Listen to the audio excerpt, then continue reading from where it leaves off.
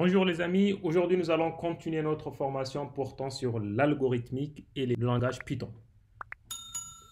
Notre thème d'aujourd'hui, c'est les boucles itératives, qui sont aussi appelées les boucles répétitives.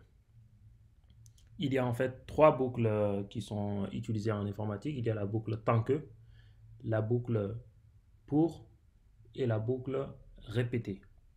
Ce sont les trois boucles qui sont utilisées pratiquement partout lorsqu'on a besoin de répéter une action bien définie. Par exemple, lorsque vous tapez votre mot de passe pour vous connecter, si votre mot de passe est erroné, on vous répète à chaque fois de taper le bon mot de passe. C'est une façon de... C'est un exemple illustratif de l'utilisation ou bien de l'importance des boucles itératives. Je m'appelle Mustafa Ahmad Khalid, je suis connu sous le nom de Coach Masta, je suis ingénieur en génie logiciel et système d'information. Nous allons commencer tout de suite notre formation. La boucle tant que, en fait, voici dans le logigramme comment est-ce que on peut expliquer cette boucle. Nous allons tout d'abord vérifier une condition. Si cette condition-là est vérifiée, nous allons exécuter une séquence de code. Puis, nous allons revenir pour vérifier encore cette même condition. Si elle est vérifiée, nous allons encore exécuter cette séquence de code. Et puis, nous allons répéter cette action-là jusqu'à ce que notre condition ne soit plus vérifiée. Et là, on va sortir de notre boucle. Voici à droite, à gauche, la syntaxe de la boucle tant que. Ce qui est en gras sont les mots-clés qu'il faudra saisir à chaque fois. Donc, si vous voulez écrire une boucle tant que, vous allez d'abord écrire tant que, puis mettre votre condition, puis écrire faire. Et là, vous allez mettre les séquences d'instructions, toutes les instructions que vous voulez exécuter lorsque cette condition-là est vérifiée. Et puis à la fin, vous allez devoir mettre fin tant que. Donc si j'essaie de lire cette boucle-là, c'est comme si je suis en train de dire tant que cette condition-là est vérifiée, alors exécutez ce bout de code-là. Et dès que cette condition n'est plus vérifiée, donc on n'exécute plus, on passe à l'instruction numéro 4, à l'instruction suivante. Nous allons voir un exemple pour donner à l'utilisateur, par exemple, de nous taper une valeur entre 0 et 20. Si l'utilisateur nous donne une valeur entre 0 et 20, c'est bon, on l'affiche. Sinon, on va insister en les suppléant pour qu'il nous donne une bonne note comprise entre 0 et 20. Donc voilà le programme que j'ai écrit pour vous. Nous allons écrire sur l'écran à l'utilisateur: donner une note comprise entre 0 et 20. Lorsque l'utilisateur nous donne une note, bon, je vais relancer pour que... Voilà mon code. Je vais d'abord demander à l'utilisateur de me donner une note comprise entre 0 et 20. La note que l'utilisateur va me donner, je vais la sauvegarder dans la variable note en tant qu'un nombre entier. Et puis, je vais vérifier cette note si elle est inférieure à 0 ou bien supérieure à 20. Je vais exécuter ces bouts de code-là. Si ce n'est pas le cas, ça veut dire que ça là, c'est comme si je ne vais pas l'exécuter en fait. Je vais directement passer à l'instruction numéro 8. Alors, si la note que l'utilisateur m'a donnée est inférieure à 0, c'est-à-dire une note négative, ou bien supérieure à 20, qu'est-ce que je vais faire? Je vais demander à l'utilisateur, s'il vous plaît, donner une bonne note comprise entre 0 et 20. Et je vais la mettre dans la variable note. Donc, je vais exécuter ça. À chaque fois, je vais lui dire, s'il vous plaît, donner une bonne note, tant qu'il me donne une note qui est inférieure à 0 ou bien supérieure à 20. Et dès qu'il me donne une bonne note comprise entre 0 et 20, moi, je sors de cette boucle-là et puis je vais afficher la valeur donnée et puis j'affiche la valeur. Donc je vais exécuter mon bout de code. Là, cette première ligne-là est exécutée. Le programme me demande de donner une note comprise entre 0 et 20. Moi, je vais être con. Je vais donner moins 2. Je tape entrée. Ah, là, il vérifie. Est-ce que la note est inférieure à 0? Oui, il trouve que c'est inférieur à 0. Alors, il me supplie, s'il vous plaît, donnez une bonne note comprise entre 0 et 20. Et là, je vais lui donner 22. Et là, il me dit, non, s'il vous plaît, donnez-moi une note comprise entre 0 et 20. Il exécute ça. En fait, tant que je lui donne une mauvaise note, il va encore répéter. voyez, à chaque fois que je lui donne une mauvaise note, il va répéter en fait pour me demander de donner une bonne note. Mais là, je vais être sympa, je vais lui donner la valeur 19. Je tape sur l'entrée et là, il me dit la valeur donnée est 19. Vous voyez?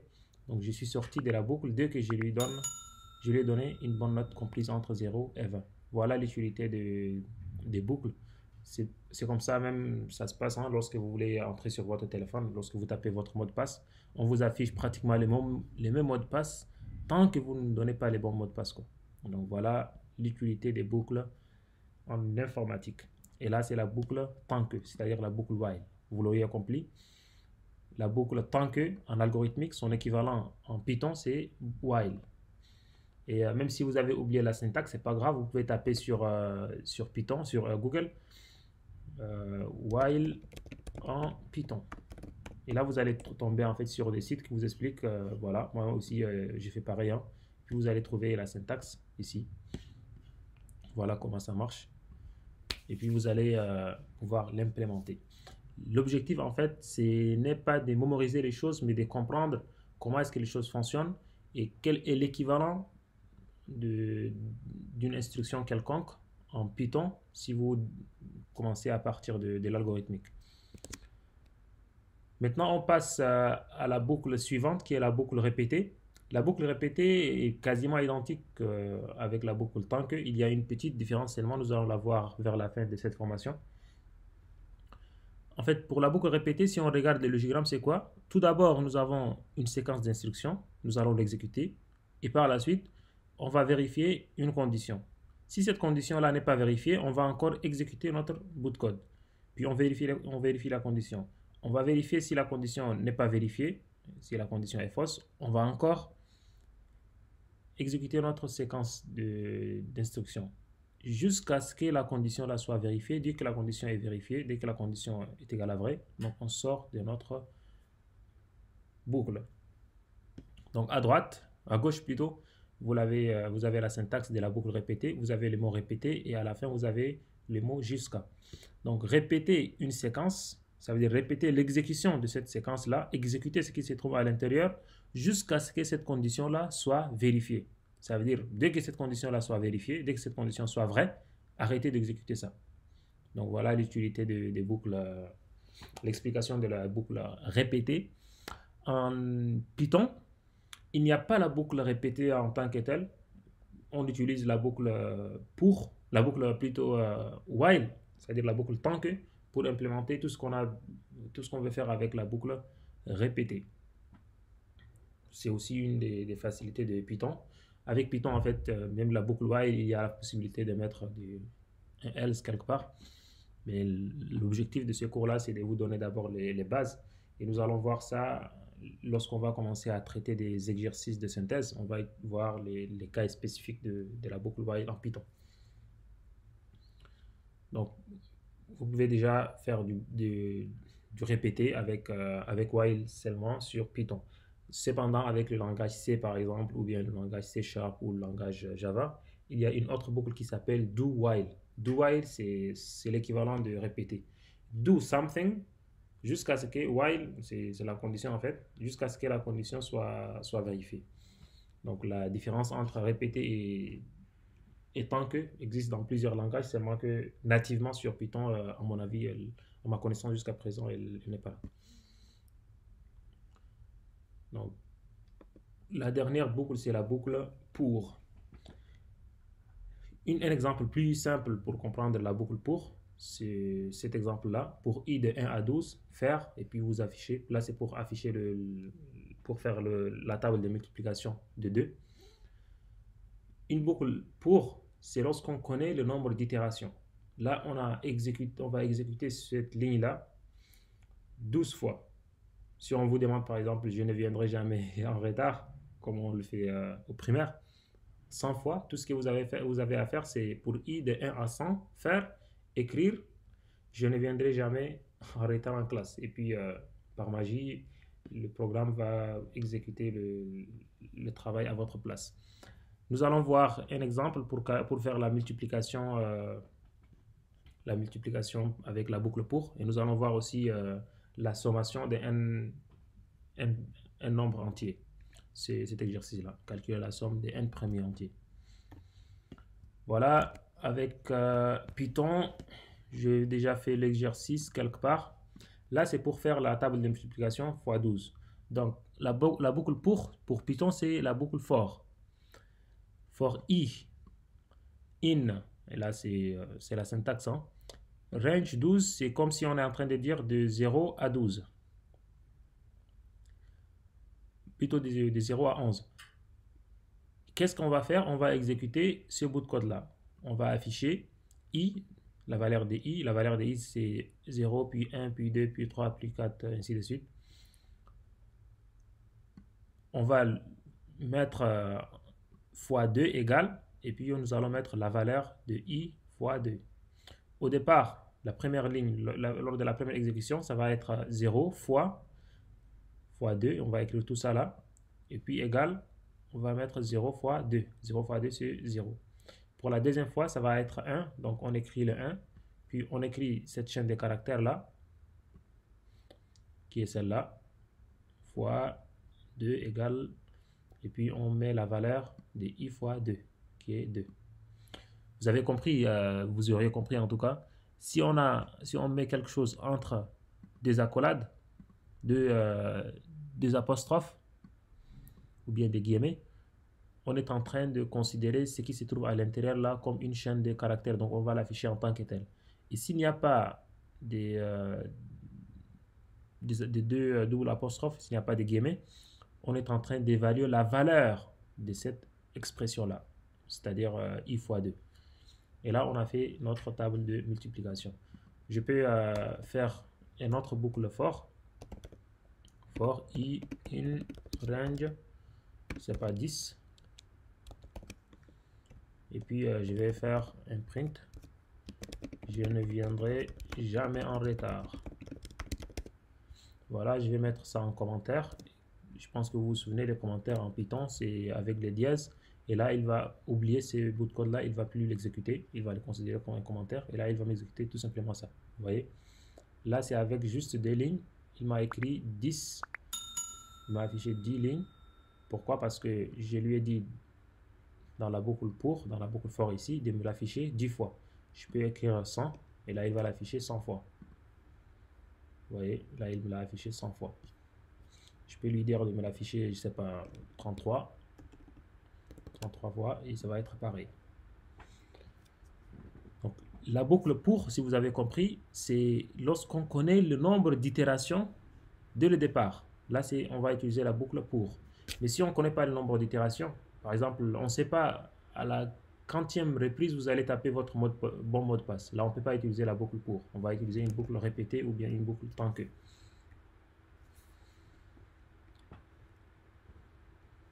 Nous allons faire la sommation de n entier avec la boucle pour aussi.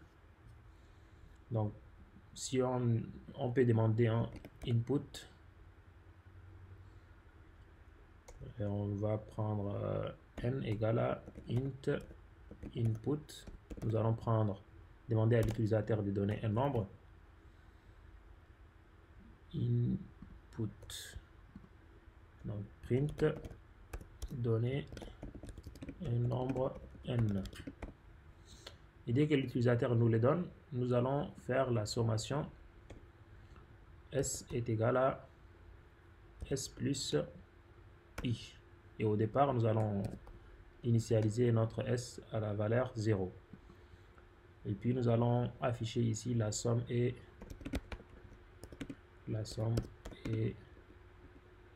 puis on va afficher s. Voilà. Qu'est-ce qu'on est en train de faire? Ici, ça va être n, ça veut dire la valeur de l'utilisateur qui nous donne. S'il tape par exemple 3, on va mettre 1 plus 2 plus 3.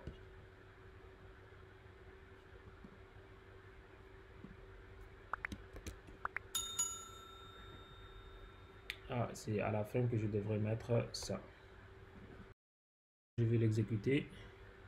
Je vais taper 3. Et là, il me dit 3. Ah, il y a une erreur. Pourquoi? Parce qu'il est en train de faire, en fait, si je l'explique ici, il est en train de faire 0 plus 1 plus 2. Et là, il va trouver 3. Moi, ce que je vais, lorsque je tape 3, je vais qu'il me fasse l'addition jusqu'au n en fait, jusqu'à la valeur donnée. Là, j'ai donné 3, donc je vais que ça soit jusqu'au 3. Si on tape 5 par exemple, je vais qu'il fait la somme jusqu'à 5. Ça veut dire quoi? Ça veut dire que je prends la valeur n qu'il est en train d'utiliser maintenant et je lui ajoute 1. Et là, il va s'arrêter à la valeur qu'on veut qui est 5. Là, je vais exécuter. Je vais mettre ça en commentaire pour que je n'aurai pas d'ennui. Je fais 3. Et là, il m'affiche la bonne valeur qui est 6. Je tape encore, j'exécute encore pour lui donner la valeur 5. Et là, il me donne 15. 15, c'est quoi? C'est 1 plus 2 plus 3, ça fait 6. Plus 4, ça fait 10. Et puis plus 5, ça fait 15. Je peux l'exécuter juste en lui donnant 2. Et là, il va me donner 3. Je l'exécute avec 10. Et là, il me donne 55. Voilà une façon d'utiliser la boucle pour calculer la somme. J'ai créé une variable somme S que je l'ai initialisée à 0. Et puis, à chaque fois, je modifie cette somme-là. Pour la première fois, je prends par exemple 0, puis 0 plus 0. Par la suite, je mets la valeur dans S. La deuxième itération, S va être 0 plus 1. Pour la troisième itération, S va être la valeur de S qui est 1 plus 2. Puis par la suite, S va être la valeur de l'ancienne S là qui est 3 plus le 3. Et par la suite, ça va être 6 plus, puis S va être la valeur, ancienne valeur là qui est 6 plus l'itération suivante qui est 4. Et ainsi de suite. Donc vous voyez, la valeur de S, elle change. Et à chaque fois, moi, j'ajoute l'incrément de mon I. J'espère que vous avez compris la boucle pour, la boucle tant que et la boucle répétée, qui sont les trois boucles utilisées partout en programmation. Quelle est la différence maintenant entre ces trois boucles-là? Si vous avez remarqué, la boucle répétée, elle est exécutée au moins une fois. Je pense que vous vous souvenez, qu'est-ce qu'on est en train de faire? On exécute d'abord notre séquence et par la suite, on vérifie la condition. Si elle est fausse, on revient, sinon on sort. Donc, ce bout de code-là, il est exécuté quel que soit X. Pourquoi? Parce qu'on commence par le code avant la condition. Par contre, pour la boucle tant que, on vérifie d'abord la condition. Si la condition n'est pas vérifiée, on sort directement, on n'exécute pas le code. Si elle est vérifiée, on exécute ce code-là. Donc, la boucle tant que pourrait ne jamais être exécutée. Pourquoi? Parce qu'on peut venir par là et puis sortir directement. Ne pas prendre ce chemin-là. Donc voilà la différence entre la boucle répétée et la boucle tant que. La boucle répétée doit être exécutée au moins une fois. Par contre, la boucle tant que peut ne jamais être exécutée. Et on utilise la boucle pour si on connaît déjà au préalable le nombre d'itérations qu'on aimerait faire. Voilà un petit algorithme juste pour vous amuser qui vous permet de choisir une boucle parmi les trois là si vous avez un problème en informatique. Si vous voulez savoir quelle répétition ou bien quelle boucle choisir, il faudra vous poser la question. Si le nombre d'itérations est connu, alors il faudra utiliser la boucle pour. Sinon, si le nombre d'itérations n'est pas connu, alors si l'itération doit être exécutée au moins une fois, alors il faut utiliser la boucle répétée. Sinon, vous pouvez utiliser directement la boucle tant que. Et sachez que vous pouvez aller de la boucle répétée vers la boucle tant que sans problème. Nous allons le voir d'ailleurs lorsqu'on va commencer les exercices, qu'on peut passer d'une boucle répétée à une boucle tant que sans aucun problème. Il y a même en fait la possibilité, en bidoyant un peu, pour passer d'une boucle répétée vers une boucle pour. Voilà, nous avons terminé notre session d'aujourd'hui. La prochaine fois, nous allons voir les tableaux et puis on va commencer à traiter des exercices, disons, en quelque sorte de synthèse qui vont demander des boucles, qui vont demander des conditions, ainsi de suite. Et après cela, nous allons revenir encore sur le cours pour parler des piles, des fils, des pointers, des listes, pour qu'on puisse avoir les notions avancées de l'algorithmique et de la programmation Python. Je vous remercie d'avoir regardé cette vidéo. N'hésitez pas à me poser vos questions dans les commentaires. N'hésitez pas aussi de me donner vos remarques et s'il y a des choses qui vous semblent encore ambiguës, n'hésitez pas de me les signaler. Je me ferai le plaisir de les expliquer dans une vidéo à part. Merci bien, ici c'est Codemasta. Ciao.